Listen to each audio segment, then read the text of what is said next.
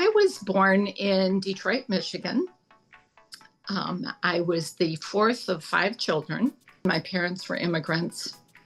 And there is something unique about an immigrant family. They know how the opportunities are, and they're always willing to put in anything they can and to help. Education's important.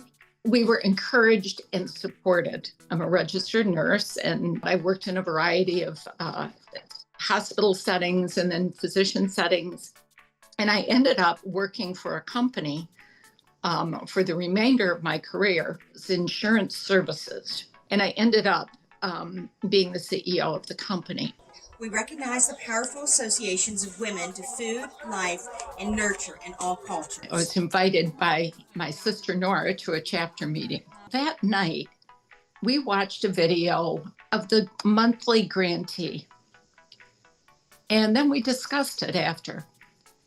And I was just so deeply moved because I wasn't just hearing statistics or generic summaries. I was watching the real lived experiences of women and children that were living the most unimaginable challenges. And it just deeply moved me. The grantees we support have no access to the resources or opportunities that we take for granted.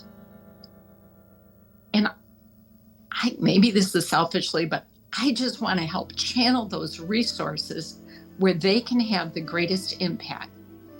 And RISE selects grantees from grassroots organizations that empower and support women and girls.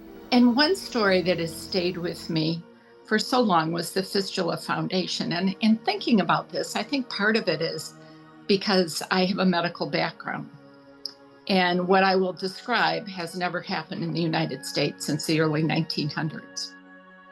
A fistula happens when a woman has sustained prolonged obstructed labor without the proper medical intervention. And it results in a hole between the vaginal wall and the bowel or the bladder. And it leads to uncontrollable incontinence. We saw these faces. We listened to the stories of these women who were shunned by their husbands, by their families, by the society because of the odors. At that time, a $300 donation could fund a life-changing surgery, and it would correct this condition. And that night, our chapter came together, and we changed at least one woman's life. But we also knew that chapters across the country were seeing the same video, as were others who were being informed about the Fistula Foundation. So one thing I would say, if you do not belong to a chapter, join one, find one, start one. There's a lot of help available to do that. But you will meet others who just have that same commitment that you have to helping the women and girls. And you'll learn so much from the grantee stories and even about those courageous women who actually start these nonprofits.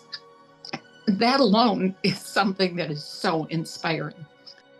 I give to honor the memory of my immigrant parents, John and Nora, who taught us the value of education, of equality, of always sharing with the less fortunate. Together Women Rise doesn't just fund programs, we nurture them, we learn from them. And in our own way, we do something as women to help change the world. And that's why I give, and that's why I'm so proud to be part of Together Women Rise.